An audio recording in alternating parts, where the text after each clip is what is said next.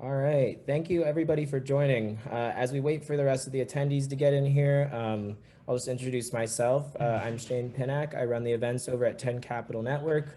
We have a great event today about investor presentation preparedness and go public strategies with Alvin Kersting. If you have any questions during the session, feel free to put them in the chat box below. We're going to start off with a quick presentation from Alvin, and then we'll get into some more Q&A style discussion. With that, I'll let Hall Martin take it.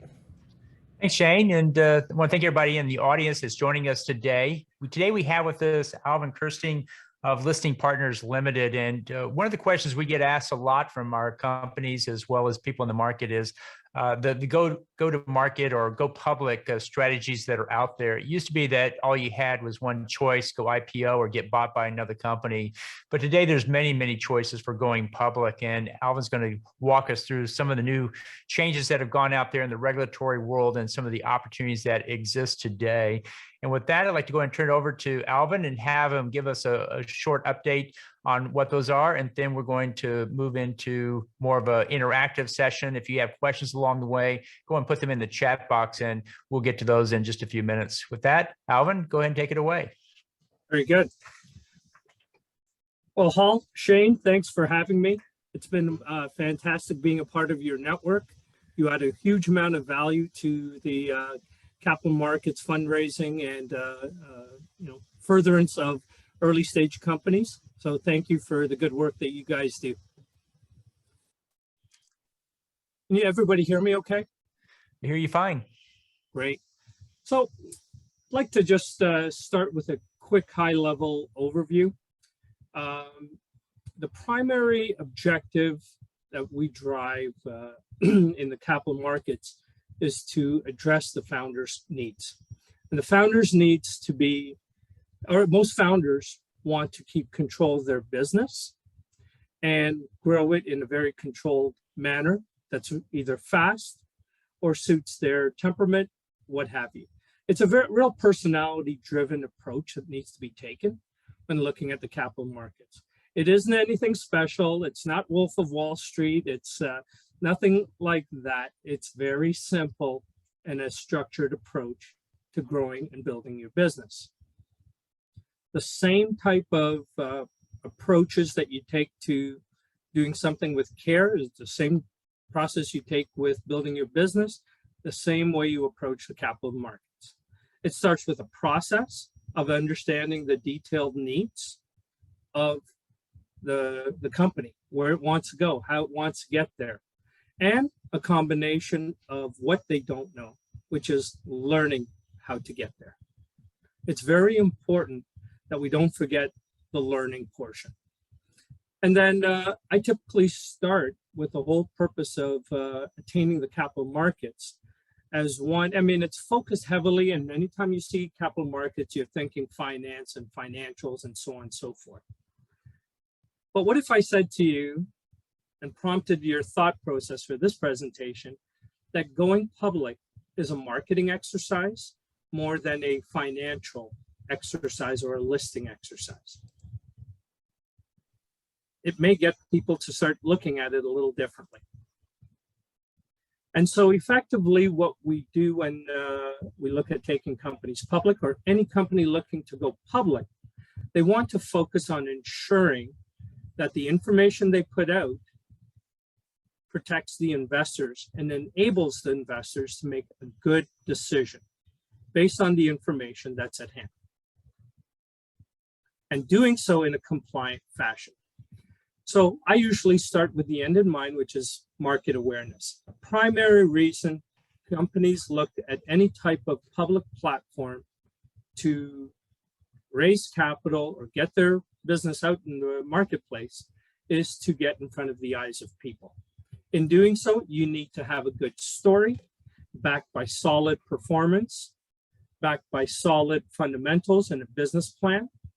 You need all of these things in place so that when you do present your story to the audience, they have a good understanding and buy-in that there's credibility on the other side. Does that make sense so far, Al? So far it does, yes. Go ahead. Right. So there are different ways that you can approach the capital markets. You can do M&A prior to, you can do it afterward. Key thing also is you're looking to do pre-listing and post-listing capital raising. These are all aspects of why we go public and approach the public platform. And going public is not just for private companies. It could be for VCs and private equity-backed companies that may want to exit a holding, right? May have a change in strategy along the journey of maturing the business. And in the process, strategic adjustments have to be made and they can exit. And additionally, when if a company is publicly listed and they're going through a turnaround, they need capital as well, and they need visibility. So as a result, you can engage in creating some awareness of the turnaround story. And then last but not least, transitioning private companies to a public offering. Once all of those ingredients have been identified, trimmed, sliced, measured, then you formulate a go public strategy. And at a very high level, those are some of the things I want to cover at a high level so that we have a good understanding of the fundamentals and discussions that usually have to be had on the path to going public. Notwithstanding the fact that there's taxation and structuring and all of those things. We can't cover everything in one day, in one presentation, but this should enable us to have a good overview of the primary elements that go into discussion surrounding a strategic plan to enter the public space.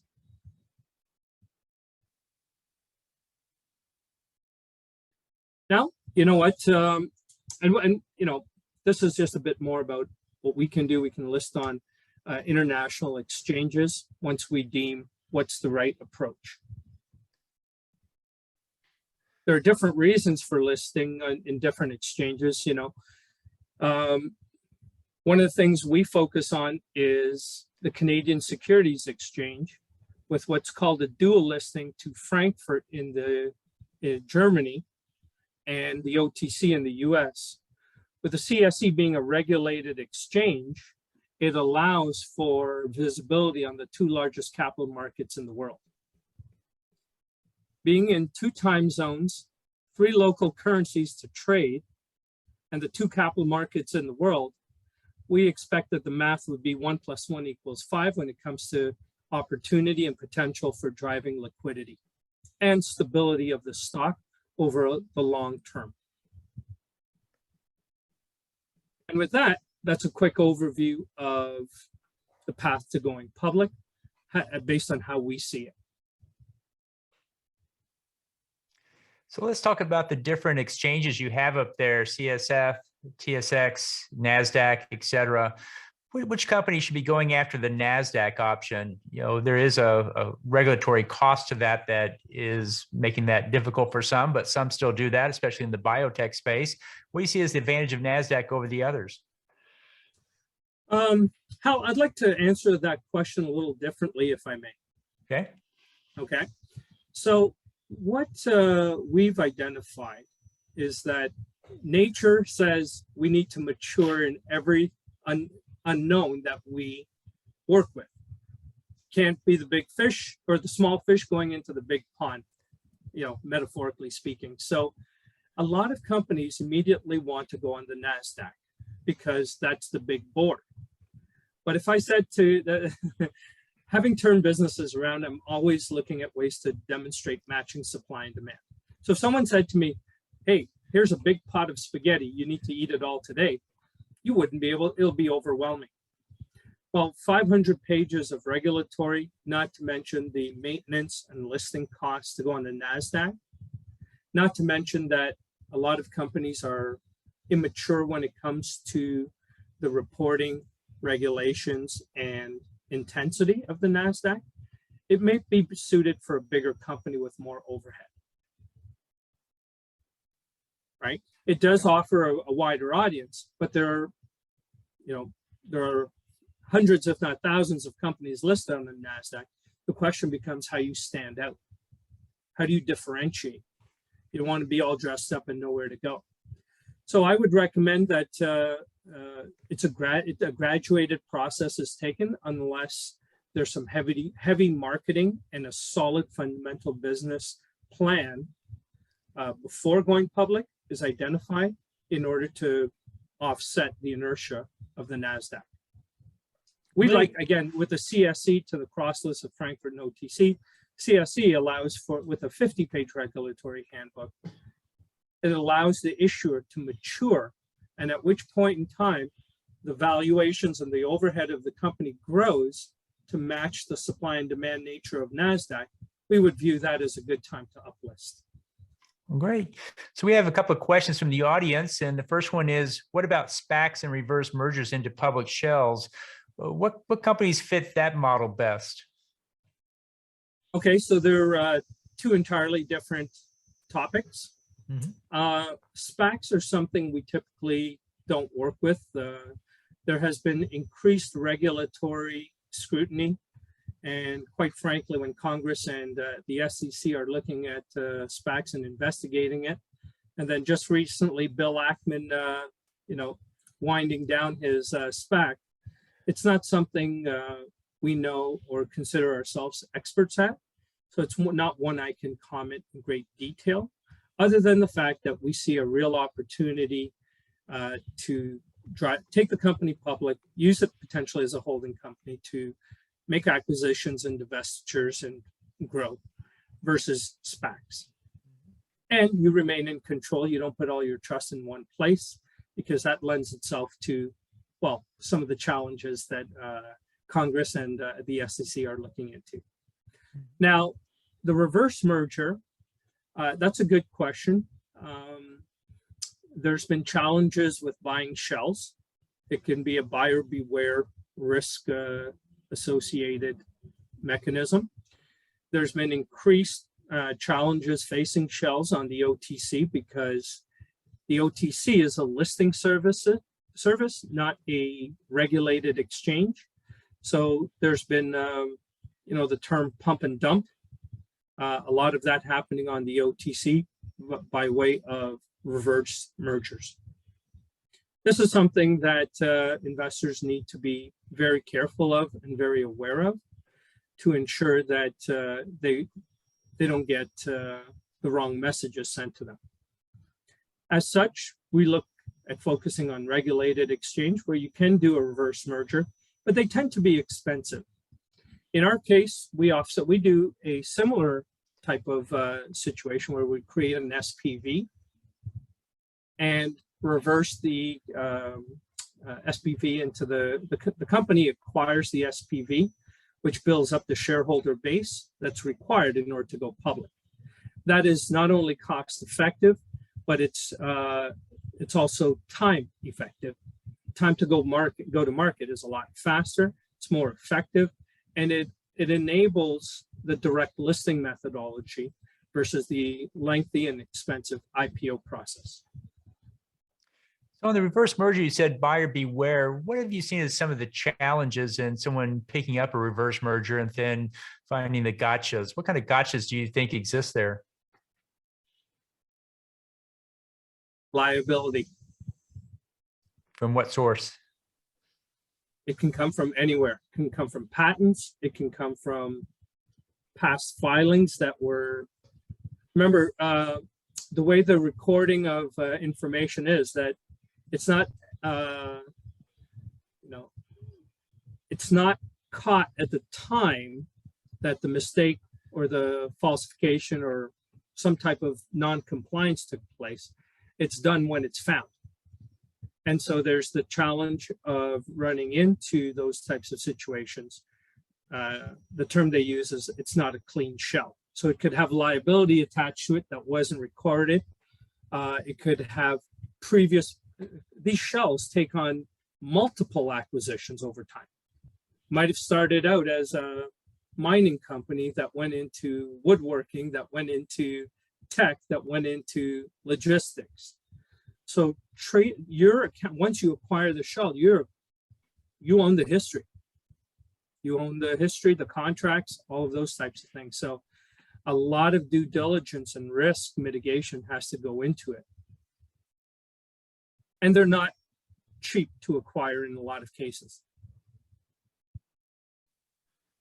Great. Well, our next question The is the other Go ahead. component of that is once it's listed, the dilution is typically higher because of the shareholder base that's already in the shell.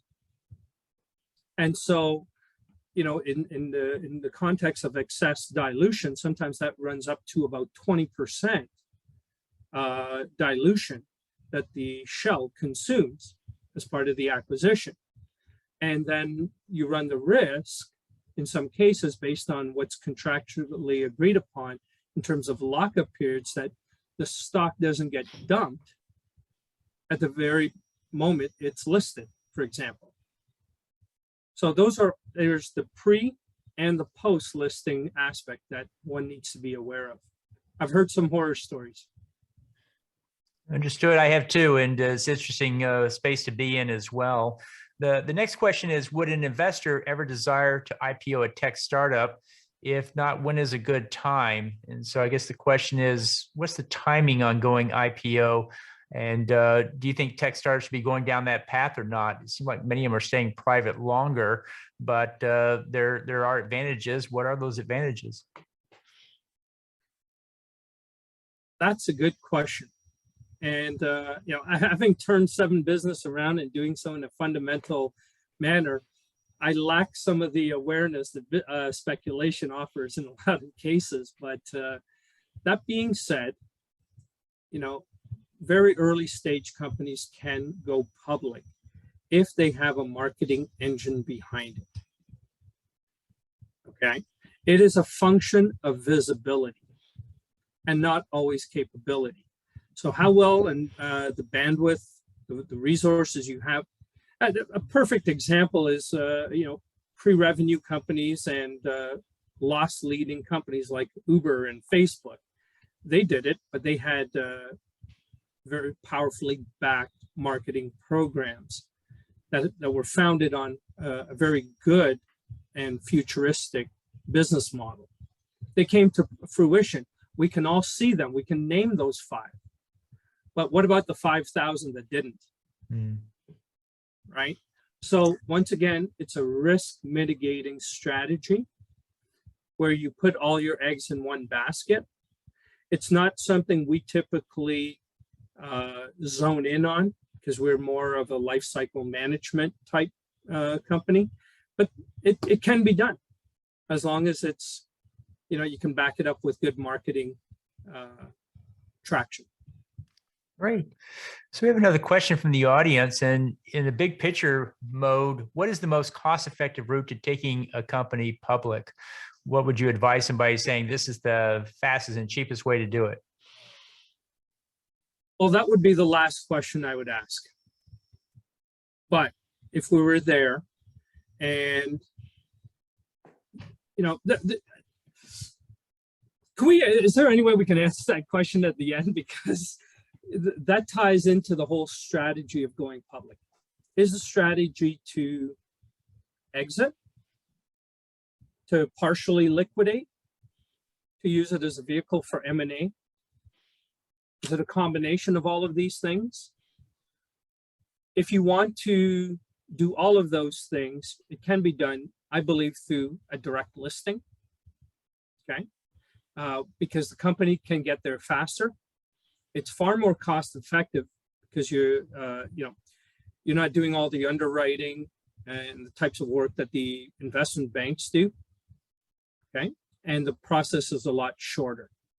The direct listing is an efficient way, but it also allows for better price discovery once the stock is publicly traded, because you have a whole, you know, you don't have that lockup, not lockup, anybody can participate in the investment of the company. It's open to be marketed in the open market, whereas in the typical IPO route, there's restrictions to who can buy the stock at a discounted pre-IPO rate. So the direct listing offers that, which makes it a little bit easier to go public. You're using your own shares to go public. You're not diluting. Well, the next question is, how does a company raise the money to cover the cost of going public? How much would they have to have for a direct listing model? If they weren't raising any pre-listing capital, right? So they weren't diluting and trying to raise $1 or $2 or $5 million prior to listing. There's just, we're going to direct list and we need to cover the costs. It's about 300,000 Canadian or 225,000 US to do a complete listing. And how That long is does it about take to... one quarter of the IPO process cost. Oh, wow. Okay. And what's the time frame? You said it's faster. How much faster is it than an IPO process? That is a function of the company's preparedness in terms of preparing and sustaining financial audit reporting. We've seen 6 months. That can take a year and a half. And an IPO is equally distributed, I guess, based on your preparedness for it. Yes. The audit is the audit. Financial audits are the financial audits. That is a function of the whole process. The other thing is, what's different is in the IPO process, you've got to raise that capital, right? Because their whole primary function is to, get a block of shares and raise the capital. Whereas you don't have to do that with a direct listing and makes it faster to market. That sounds great. One of the most often asked questions I get is a company saying, I need more liquidity, so I'm thinking about going on the OTC. When you hear that question, what questions do you ask, or what do you tell the proposed company about going on the OTC? What do you think is the advantages and disadvantages, and what may be the misconceptions? You mentioned a moment ago, it's really a listing, it's not an exchange, but maybe you can dive into that a little bit more, because I do get that question quite a bit with some of our companies. They're thinking about OTC and it looks like the path to liquidity, but my experience is it's really not. What's your take? Wow. This is a question where wonderful movies have been created to entertain us. The first thing is, in North America, folks don't realize that the OTC is a listing service. It's not a regulated exchange. And so therefore, a lot of the compliance topics are not as intense, and the listing requirements for a company are nowhere near as intense as a regulated exchange. That breeds potential trouble. That's where the pump and dump concept starts also. And so one, it's a listing service. So you need 35 shareholder base, and it's very inexpensive. And you go on there and you create awareness. And because the regulations aren't as tight, mind you, that's changing because OTC now has, will be under FINRA's oversight and increase SEC regulation. I think it'll clean up a little bit. But that's the first thing we need to understand, that it's a listing service and doesn't have the compliance requirements that a regulated exchange has. And what does that mean? It means that when you're promoting the stock, which is a very sensitive topic, and the linkages have to be very clear and segregated between the operating company and the market awareness, that the market awareness company is putting out information that are factual, not misleading, and not embellishing. Because the purpose of going on the exchange is to have investor protection. Question now becomes, where do you have greater investor protection to protect the company's reputation? And that is on a regulated exchange. So one way we solve that problem is to list on a regulated exchange like the Canadian Securities Exchange, and then we cross-list to the OTC and another junior exchange in Europe, Frankfurt, so that they're governed by a regulated exchange to maximize investor protection. Okay. Well, our next question is back to the listed partners and work you do. How is listed partners compensated for taking companies public? Is it cash? Is it stock? Is it a combination? Or how does that work? Good question. A combination. So the raw listing fees, we don't really make much money out of that. That's used to keep the lights on. Effectively, our strategy is to be partnered with the company, right? So we have skin in the game. We take a portion of the stock, the total listed shares, and we take 10% of the total listed shares for the market awareness. That's the cost of creating the market awareness once the company is listed under the direct listing method. So effectively, I ask folks, I say, if your company is valued at 20, 30, or $50 million, whatever it is, and someone came to you and said, with 10% of your total listed shares, we will broadcast and put you in front of investors in the two largest capital markets in the world, I personally would say yes. And so it's an exchange of value. It's not a dilution in that regard. And so from that frame of reference, instead of paying the 100,000, 125,000 a week to separate yourself from the other 40,000 stocks traded in the world, we do it with equity and skin in the game, as we walk you through the entire process of listing as well. We find you the securities lawyers, we set up the transfer agents, the listing on the 3 exchanges, converting stock into paper into electronic format.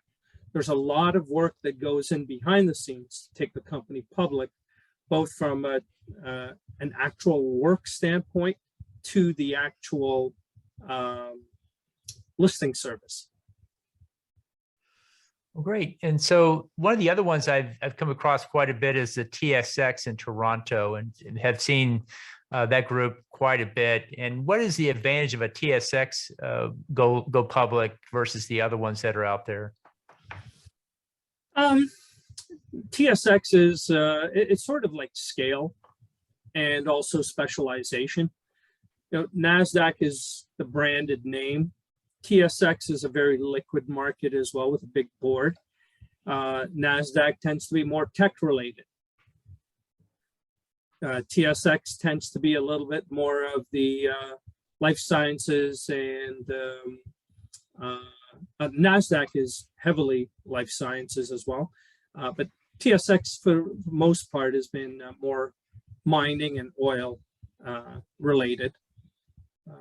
And people typically gravitate there because this is sort of like the mining capital of the world, if it's not in Australia in some cases. People talk about a shift, that it's more prevalent in Australia now. Well, no, it's because the TSX gained a global awareness of being a really wonderful exchange where companies list on the CSE or the NEO in unique spaces and can uplist to Toronto. So it makes Toronto unique in that regard, where companies that can't list their solutions, for example, in some cases, cannabis or what have you, in the US, or before they couldn't, they could do so in Canada and then uplist to a bigger board at the TSX. Great. Well, one of the reasons I heard people went to the TSX is because in the US with NASDAQ, you have Sarbanes-Oxley. And at one point that was purported to be a $5 million cost per year to go public on and maintain the NASDAQ. Is that still the case, or has the cost of doing SOX come down? And I guess that doesn't really apply to TSX because it's not in the US. Is that correct? That is one of the major advantages of going public in Canada. Okay. And what's the minimum EBITDA that is required for a company to work with listing partners?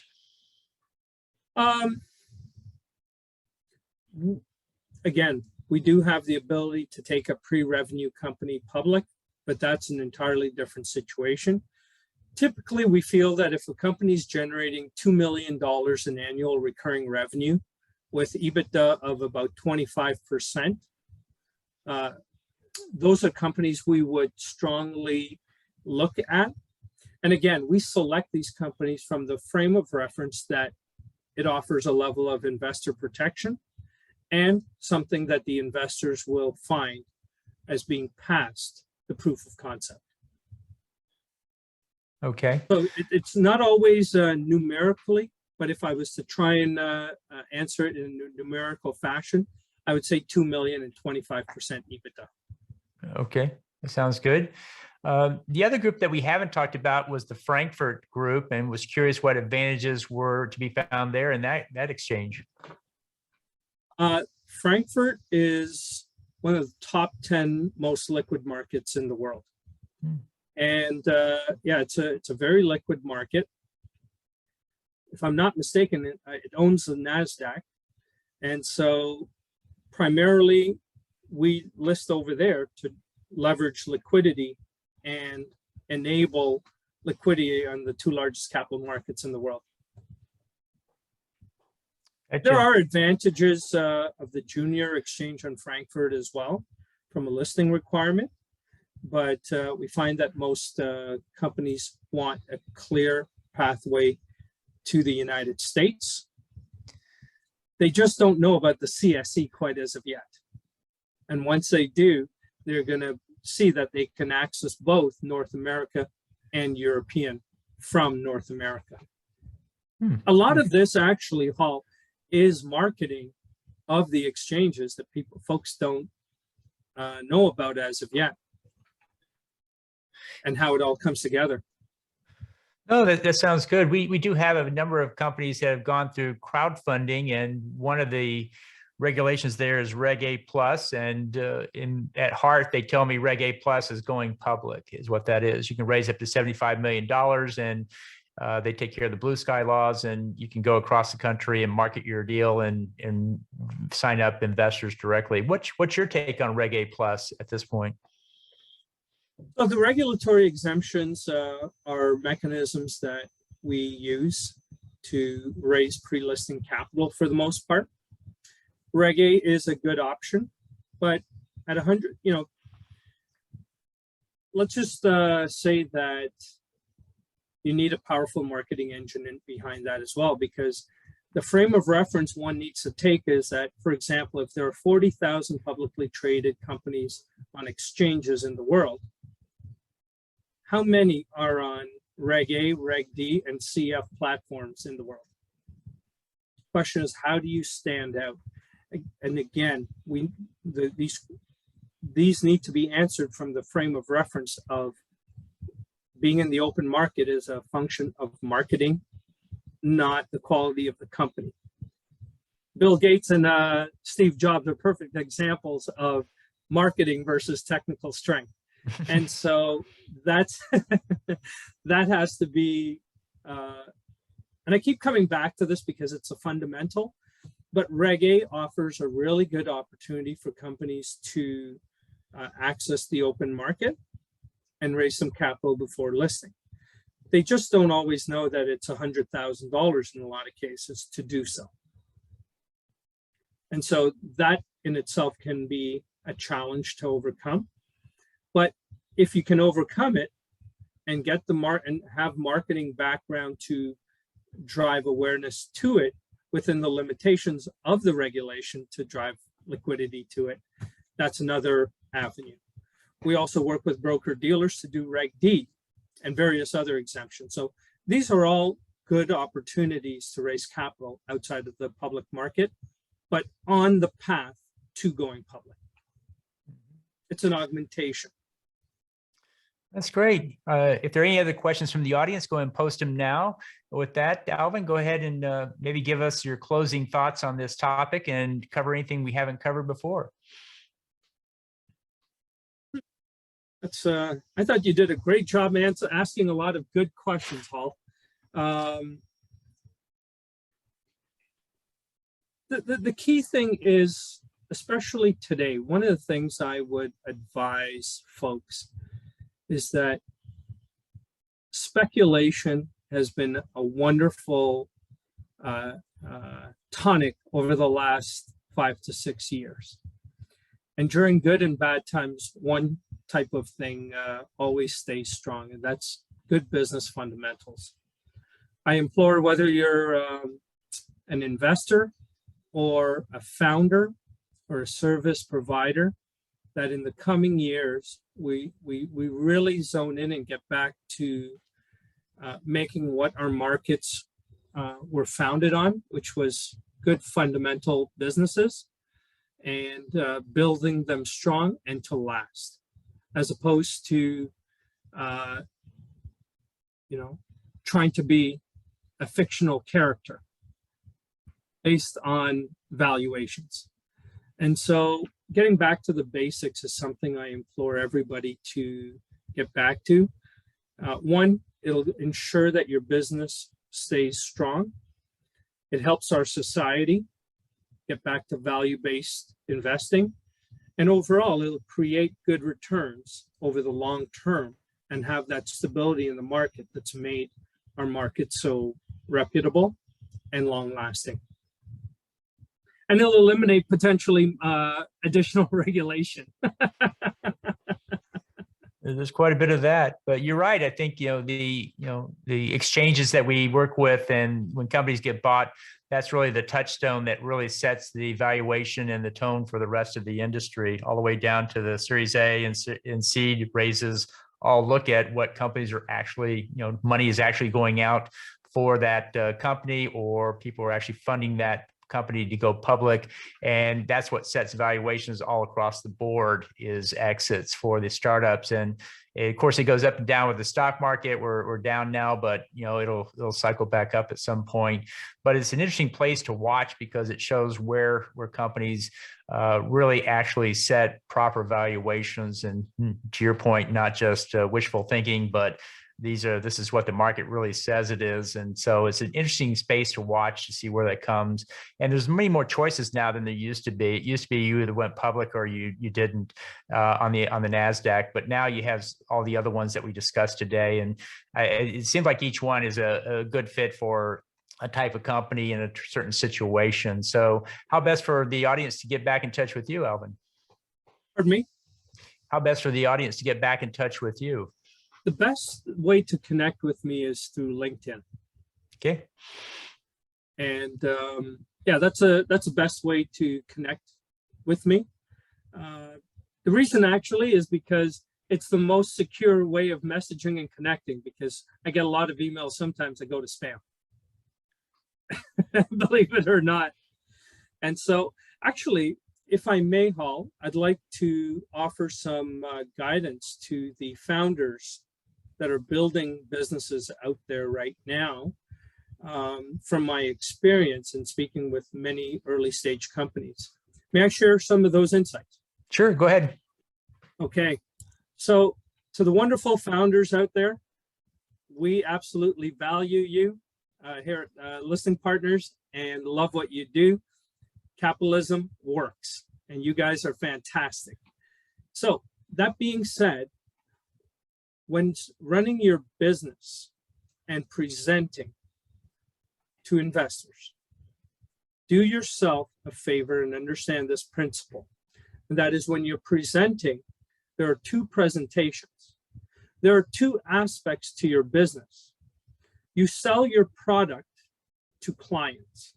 That's your sales presentation. But you're selling the fuel for your business to investors. You have to have a separate presentation. The currency of your client who's going to have their life enhanced by your product is different than an investor who wants to know when I'm going to get my money back. That's one.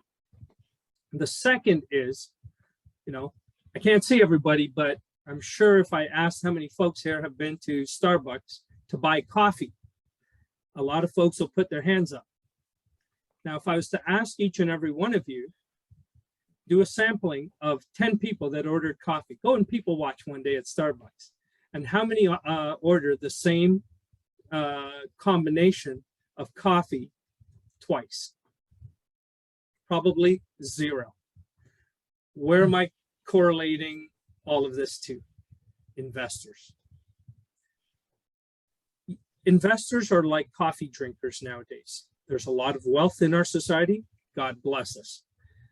2, as a result, they become very focused in the areas, in the time horizon, the types of companies, what they look for in the company.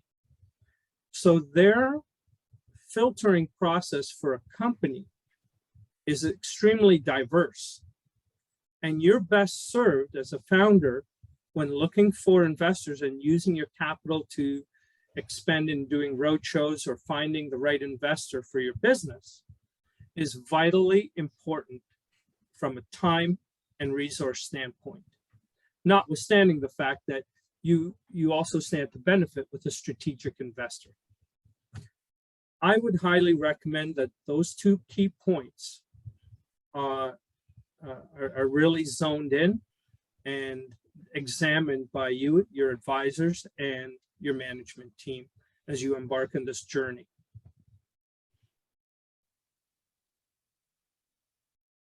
Great. I think that's great advice. And I think the audience appreciates the time and effort you've given to us today with this information. And like I say, it's a question that comes up a lot.